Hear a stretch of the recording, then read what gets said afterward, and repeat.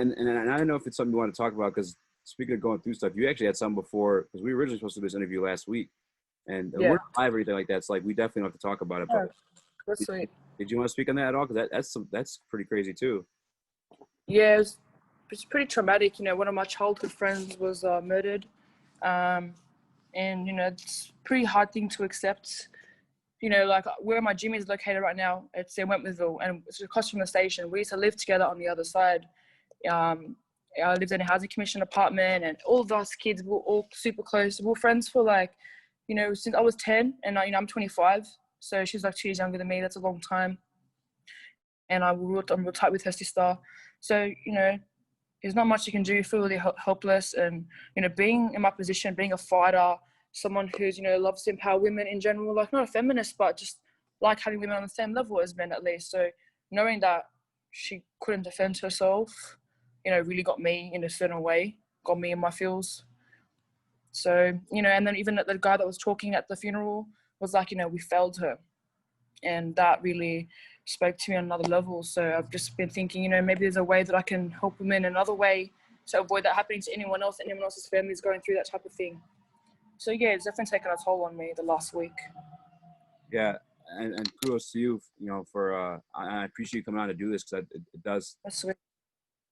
I don't want, you know, I didn't want it to be too sudden. I wanted you to take your time and stuff like that. But sure as shit, man. Especially considering like everything you said with her situation, like you being a fighter, like that's a perfect stage set for you to make her proud. Yeah. I mean, I brought her here a few times in the past, so she's tried some jiu-jitsu in the past.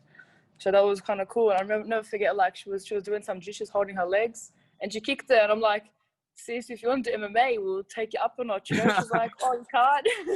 But that was hilarious. Like she always had that fighter in her. But yeah, everyone loses the battle here and there, I guess. Now, did they catch the guy? They got the guy, right? They got the husband? Yeah, he got arrested the next day, which was great. Yeah. And he's got caught today, actually.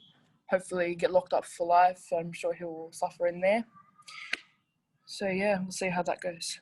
Media will expose it eventually. Yeah, does stuff like that happen often out there in Australia, or like? No. In 2020, she's the 45th female to die from domestic violence, which is, it is a lot, but it's not common, right? And we don't hear about it a lot, and that's in the whole country, not just our state or our city. So that's not really very common, is it? And no one I know that ever happened to. So very shocking, you know, a bit too close to home for my liking. Have you ever had any situation like that where like domestic violence is a situation like with yourself? Like, give me some ganja. Give me some ganja. Give me some ganja. Give me some ganja. Give me some ganja. Give me some ganja. Give me some ganja.